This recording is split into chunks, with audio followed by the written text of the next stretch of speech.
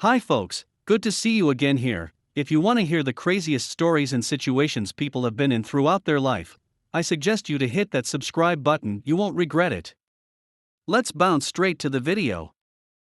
First story. Today I ducked up by thinking my new potential girlfriend wanted to be used all the time. Obligatory. I found out about this a few days back. Not today. Had to gather myself a little before I could write about it. So, I met this girl. She's funny and pretty and skilled, and we get along well. I am really excited about this new potential relationship. Getting along extends to the bedroom as well. As I am a dom-leaning person, and she's very submissive. She has a thing for being degraded. For example, being called names. Drives her wild. Stuff like toy. You get the gist. Now, I am a pretty new dom. I have some experience in it previously. But mostly my role has been submissive in the past. I am eager to try new things though. It's incredibly self-affirming to be able to get someone going with just a few words and gestures. So I am all in for this new SXY adventure. I try to be creative. Surprise her. And for anyone out there wondering, I won't do anything I don't know how to do safely. We have discussions before and after sessions. Safe word. Aftercare. All that stuff is taken care of. I am still learning, but I won't endanger anyone. Now here's where the duck up begins. Shortly after think. A day after our first real SXY time, I am feeling on top of the world. Proud and giddy. It had been fun. But I am thinking, okay, she wants to be called all these degrading things in bed. How about some adoring nicknames for outside of sessions? This is a pretty new thing. I don't want to hit her with the whole what are we just yet. So I try and be a little vague about it. So in my post-X haze, I text her. So, what should I call you? Princess. Pet. These are obviously pet names that could still be associated with BDSM. Which is probably why this misunderstanding began. But you know, I don't want to pressure her. She has asked to take things slow. I am all about respect and consent. So she texts back with some SXY suggestions. But they're all, you know, rude. So I try again. Yeah. But outside of that, no. Dice. Girl still insists toy is the best choice. No biggie. She wants to keep the sub-dom thing going outside of the bedroom. Many people like that. Maybe she isn't big on cutesy nicknames. I give myself all the explanations. See, I don't have a problem with being in dom mode more often. If it makes her happy. You probably know where this is going. In the upcoming weeks, we text a lot. Sometimes she asks to be motivated to do something like shower, brush her teeth, or go to the grocery store when she's feeling tired. And I try and support her as I get what it's like to have executive dysfunction. I am ADHD. I always take the dom route. Send her short clips of handling a paddle, or just looking strict telling her to get up. Do the thing. Tell her she's my little toy. All the good stuff. I think I am doing so well. She seems into it.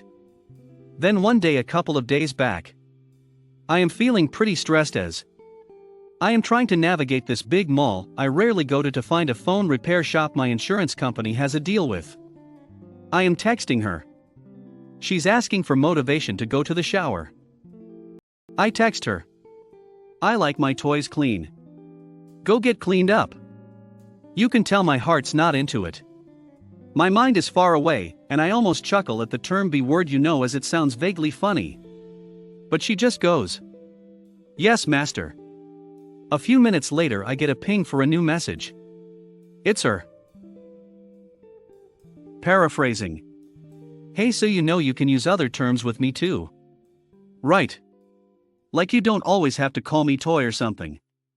At this point I am still in denial. I just tell her I'll change things up, and that I am glad she brought it up.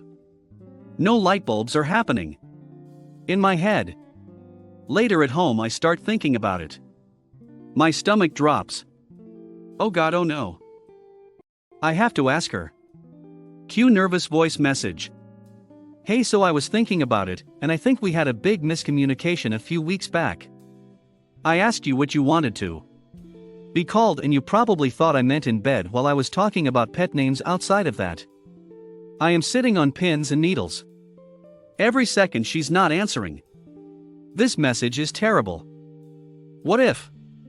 She's hysterical laughter. She comes back with, I thought you were so into it. Ditto.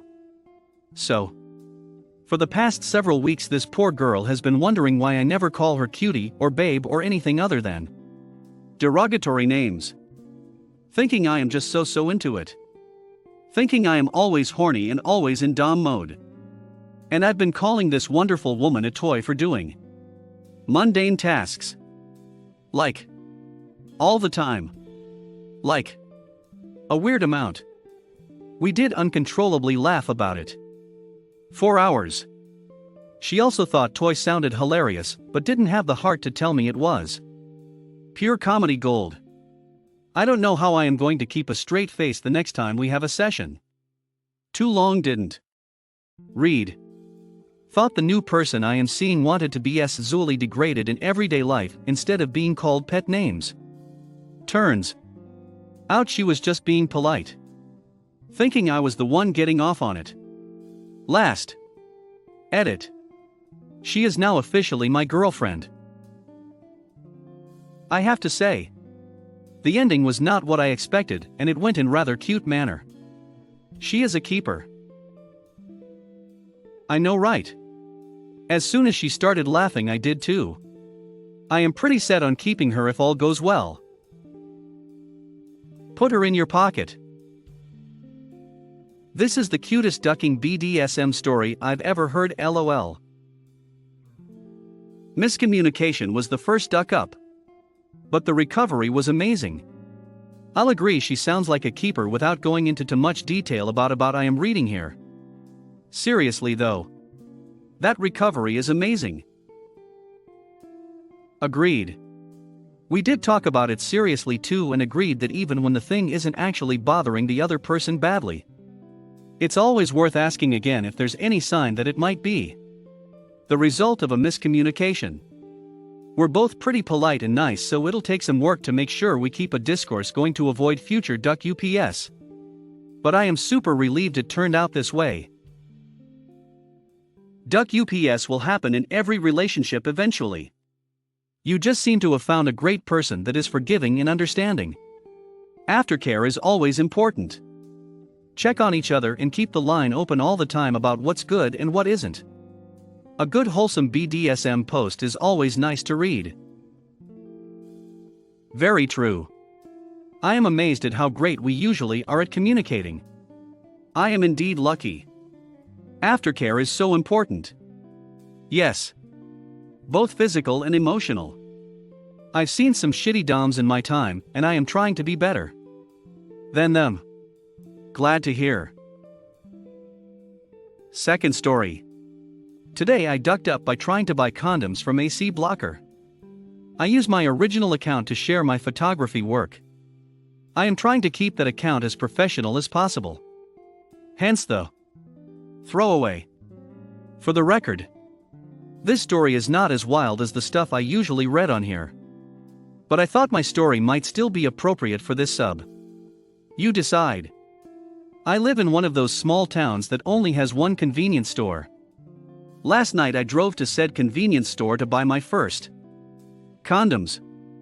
I decided to go after hours to lower the risk of being detected by too many people I might know. The moment I walked through those doors I noticed the person behind the counter was not who I expected, but actually one of the elderly ladies who lived down my street. I've seen her work in the store before, but not often. And especially not at night. I didn't ask any questions. I was too busy contemplating if I should still proceed with my plan or not. I figured the old lady probably wouldn't care too much about a person she hardly knew buying condoms. I also wasn't willing to lose out on losing my virginity by leaving without those condoms. So I did what needed to be done. I walked up to the counter and asked the old lady for the box of condoms on the shelf behind her.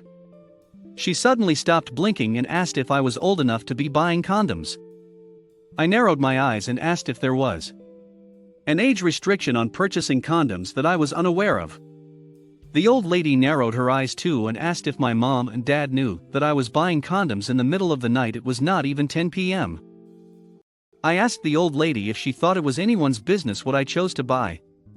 She said it was definitely my parents' business if I was using their money on products made for adults.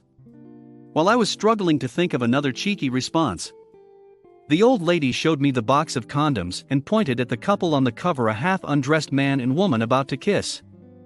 The old lady asked me to take a good look at the couple and tell her if they looked my age. I shrugged and said they just looked horny to me. The old lady said try again. Young man. So I said they didn't look like her age either, but I am sure if she needed protection she would want some. The old sea locker put the box back on the shelf and said the best protection for kids my age was abstinence. Not gonna lie, I was tempted to say something disrespectful out of anger, but I decided to just leave the store. While outside, I noticed a homeless man standing on the corner. I recognized him. Fast forward to the two of us negotiating a deal. He gets me the condoms and in return he gets to keep the change. He agreed. I gave him the cash, and he went into the store. The homeless man walked out of the store with one large packet of Sour Patch Kids, 2 newspapers and a brand new comb. I didn't even know the store sold combs. I asked him for the condoms and he said the old lady, who he referred to by name, said that if he was there to buy condoms for teenagers then he could forget about enjoying her delicious soup the next time she visited the homeless shelter. At that moment, I accepted defeat. I called my GF and explained the situation. She said no condoms. No X. So there I was, driving home with an empty wallet and my virginity still intact. Granny got lucky in the first round. I'll try again though. Too long didn't read. My plan was to buy condoms in order to lose my virginity safely. The elderly shopkeeper's plan was to save me from losing my virginity altogether. The elderly shopkeeper succeeded. Edit. This is wild. Last time I checked I had 2 upvotes and no comments. Thank you all for the feedback. I agree with what most of you have said about the old lady. I am not brave enough to report her to the manager because they are all family and I am afraid it's just gonna put a target on my back. This morning the homeless man approached me and apologized for using up all my money. He didn't say sorry in so many words, but he did give me a cool wooden carving he made of an all-star sneaker. It looks really cool. I've seen a lot of his other work. He's very talented. Anyway, it's getting kind of late on my side. But before I call it a night, I just wanted to let you all know that I managed to get my hands on some condoms, and my GF, and I agreed to have X over the weekend. Fingers crossed I don't duck it up too bad. I feel like if you're old enough to drive, you're old enough to buy condoms. That really sucks. I don't know why they have them locked behind a counter. Is that just a small town thing? Up emergency room. Where I am at, you can just get them off the shelf and go to the shelf checkout. Go back there in a couple of months and make a scene to her saying your girlfriend got pregnant because she didn't want to sell you condoms. I kinda wanna see what she's gonna say. If you can borrow a baby, you know. Like if a relative has a baby. Don't try to borrow strangers' baby. Go into the store in 9 months and be like, well, the abstinence didn't work. Third story. Today I ducked up. I found a box full of old videocassettes of my parents that I shouldn't have found. Greetings. Reddit. Sadly, I ducked up today. Like, a lot. I was searching for some old videocassettes from when I was a kid. Because my younger sister wanted to watch them. These are usually placed in a box in our living room. But because we have been moving around on the furnitures, my parents had put the box of old videocassettes inside their individual clothes cabinet in their bedroom. Now, the thing is, I found 2 boxes with videocassettes. One being unlabeled videocassettes in the box from my mother's clothes cabinet. And the other being numeric labeled videocassettes in the box from my father's clothes cabinet. I didn't know which was which. So I just took a pair from each. Took them with me and my little sister into the living room and let her watch it on the TV. About 30 minutes later, I hear moaning and some rather weird disturbing noises coming from the living room. I walk in there to see what's going on. That's when I noticed that the unlabeled videocassette that my younger sister had put in the VCR after the first one I put on was a tape of my parents having vigorously wild X in positions that even I didn't know of. And the worst part is that my younger sister asked me why our parents had filmed themselves wrestling in their bed. I seriously didn't know what to tell her. I quickly turned off the TV, removed the videocassettes and put them back to the clothes cabinets in my parents' bedroom. What worse is, my parents didn't find out because my sister told them, but because I, in the middle of panicking, had switched around on the boxes and placed them in the wrong clothes cabinets. Reddit.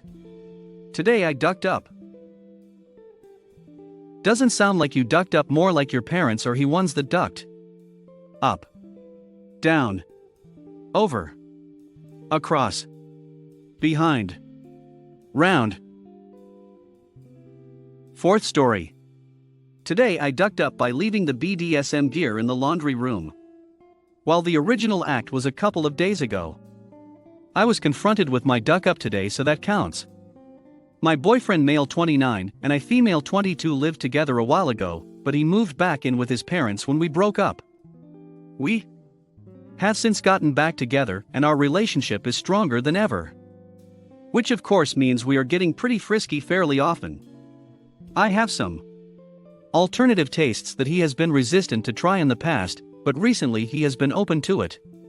His parents have been on a cruise for the past month and a half, so I have been spending a lot of time at his house since they have an enormous beautiful house with lots of cool crap to use and all the free food I could eat. Much nicer than my cheap but 1-bedroom apartment. So in their absence we engaged in various acts in several parts of the house, including the kitchen. The laundry room and the kitchen are connected by a large arch, so they kinda just seem like the same room. So we get down to business and conclude, and I go back to doing my laundry in their fancy washing machine for free. And place my tool of sin on top of the folding counter. Then forgot it there. I finish my laundry. We pick up his parents from the airport and bring them back. Then I go home. The next day I came back because my boyfriend and I have some affairs to take care of. There is a box of random articles of clothes that sit outside of his room that his mom puts stuff in when she's not sure which one of us something belongs to. And as I walk into his room, there sits on top of the box my flogger. At this point I hadn't realized I had left it in the laundry room, so I assumed he had put it there. I snatched it and walked into his room and whispered, "Don't put this out there. Your parents are going to see it." And he replied that he was not the one who put it there. I was immediately horrified and retraced my steps in my head and realized I had left it in the laundry room right in plain view. To add further insult to injury, we were trying to keep the fact we were dating again on the down low from them, as they don't approve. We told them we were just friends. So now not only do they know I am ducking their son, they know I am dominating his butt. Too long didn't read.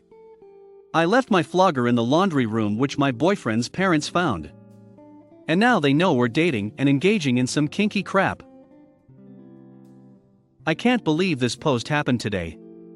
We moved my elderly mother-in-law in with us this fall. She moved my laundry over last night. And somehow the strap-on harness made it into the laundry basket. It was hanging up next to the dryer. I'm praying she thought it was some sort of sporting goods equipment. Maybe you should mention you're taking writing lessons. Let's stay in touch. I don't think it's possible to die from embarrassment. But we should collect data. Take a breath. They just saw a flogger. They don't know who's dominating whom. Probably best that you have him address you as mistress in front of them so there's no confusion that you're in charge. You wouldn't want them thinking you're the sub. Hit like if you enjoyed this video. Consider subscribing to our channel.